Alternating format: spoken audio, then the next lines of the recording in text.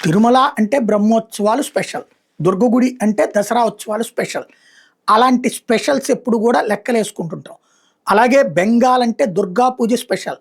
కానీ మమతా బెనర్జీ హయాంలో దుర్గా పూజ 70% తగ్గిపోయింది. కారణం ఏంటంటే అక్కడ ఉన్నటువంటి రొట్టెల్లో ఆ యాత్ర జరిగేటటువంటి ప్లేసుల్లో మసీదులు ఉన్నాయి కాబట్టి అక్కడ జరగటానికి వీల్లేదు.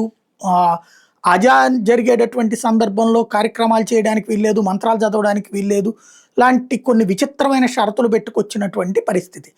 అలాగే క్రమంగా దాన్ని దెబ్బతీస్తా వచ్చింది. చివరికి ఎలక్షన్స్ ఇయర్లో మాత్రం చేసింది, మిగతాదంతా కూడా ఫెయిల్యూర్గా నడిచింది. అయితే ఇప్పుడు భారతీయ జనతా పార్టీ అధికారంలోకి వచ్చింది, హిందుత్వ పార్టీ అధికారంలోకి వచ్చినటువంటి సందర్భంలో ఈ దఫా దేశం మొత్తం చూసేటటువంటి స్థాయిలో ఘనంగా దుర్గా పూజ నిర్వహిస్తామని చెప్తున్నాడు బెంగాల్ ముఖ్యమంత్రి సువేందు అధికారి.